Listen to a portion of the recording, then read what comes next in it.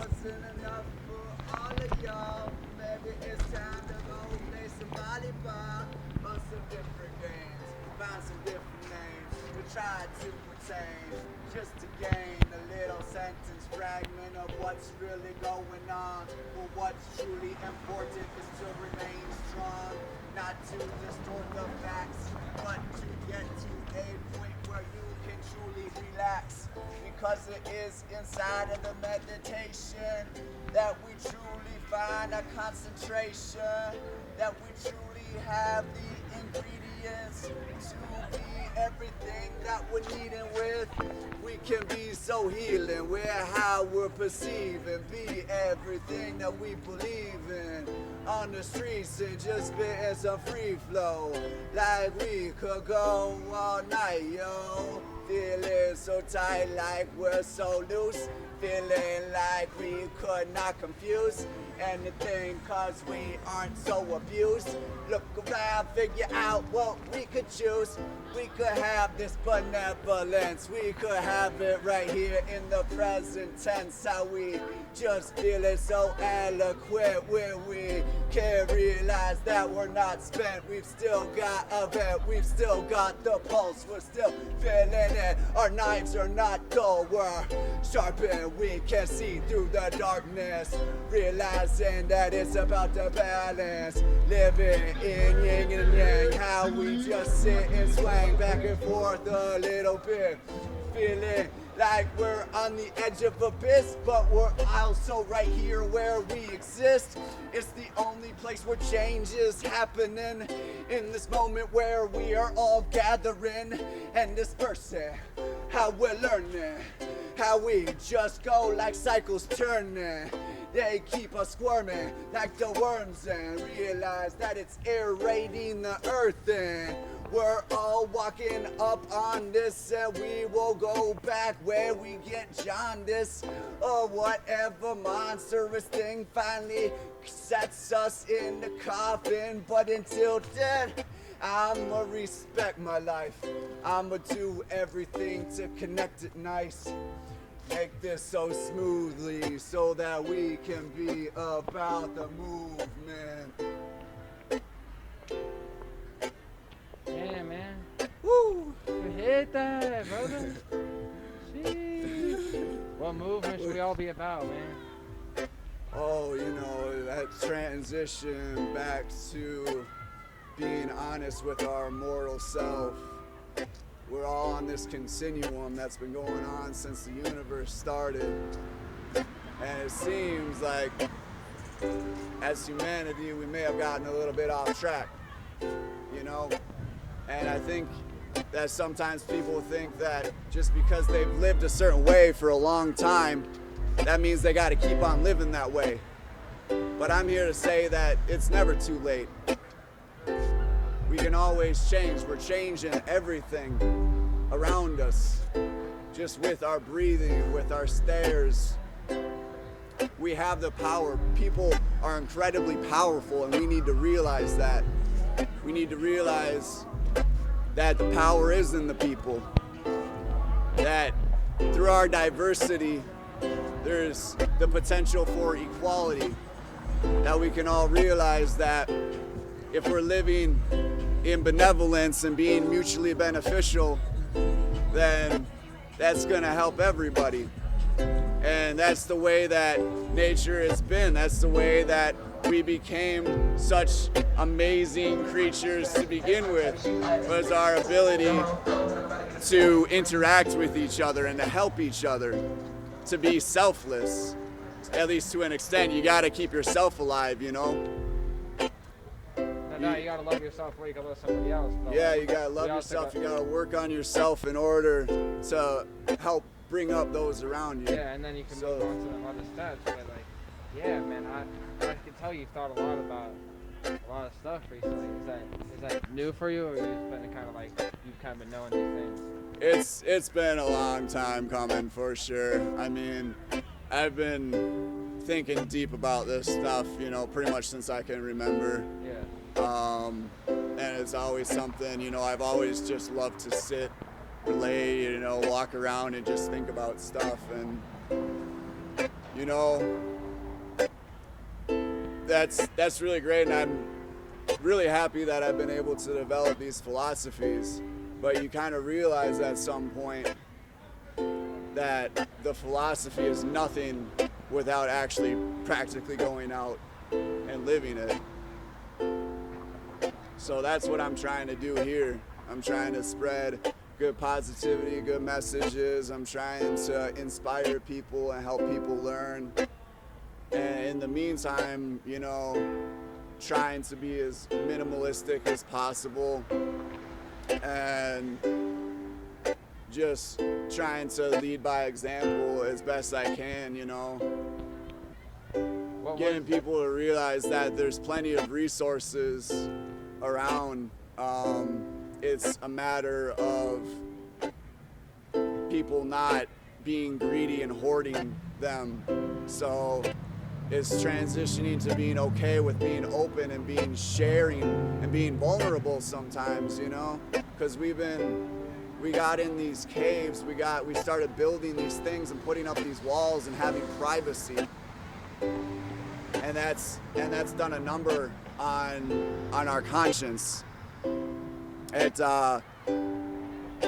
led us, you know, to some dark places, you know. But like I said, you know, it's a transition back out into the open, back out into being honest and being genuine. Do you think, like, what motivated you to start living your philosophies? Oh. Or like, what was that transition point? Like, where did it happen for you? So for me, I've always kind of known that I wanted to give away, sell most of my possessions, and just wander around the woods for a while. I've always felt pretty at home, just surrounded by vegetation. And so I was actually going to university, and I was working a crappy dead-end job, you know, as a cook at an Applebee's, and you know, I was on probation actually, and that just ended. So probation ended.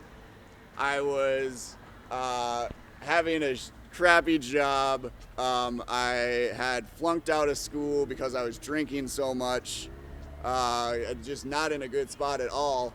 And in that kind of turmoil, the stars aligned for me, and it hit me like, this is the time, you know. So that you know, it was summer, it was spring, it was maybe spring, and sold my stuff, gave away all my stuff, got a backpack together, and basically walked halfway across the state to my hometown, stayed with my folks for a little bit, earned some money, got a pack together, and went out for 4 months, out in the woods and in the streets, just living out of a backpack. So that was my first, like, really big one. And since then, I basically have been doing most of that. What was that like in the forest? I mean, like I said, I'm usually pretty comfortable there, but there were definitely some times, like, especially as soon as I got out there, I had never been in mountains really. This is out in Oregon, and I just remember, like, the first trail I walked up, there was this sign, you know, caution of the cougars, you know, be wary of them. And I was like, oh, you know. And I just remember, first week, those first few nights especially were pretty rough. Like, I did not, you know, I was on edge the whole. I did not sleep, like, soundly, you know. I had whatever, my knife. I had, like, a big, like, spear that I fashioned. I think I had a torch. Yeah, I remember making a torch because I was like, I'm gonna keep this fire going all night. If anyone comes around, I got the torch. I can just put it on the embers, you know, and blow, and then I'll have a fire, and I can, you know, fend them off or whatever. But yeah, so that was a really life-altering experience for me, definitely. How did it alter your life? What did it teach you? I think one of the main things, at least initially, like, and why I'm a big proponent of anyone getting a pack together and just living out of it for a while, because you really start to realize what's important, and like most of these possessions, you know, we could really do without.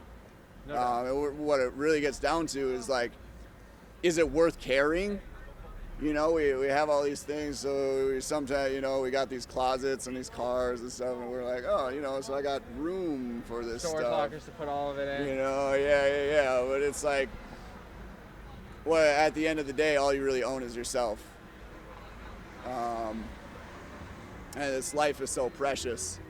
And I think, you know, that's one of the main things that I took away from it, was that minimalism, and that being very grateful for what you do have.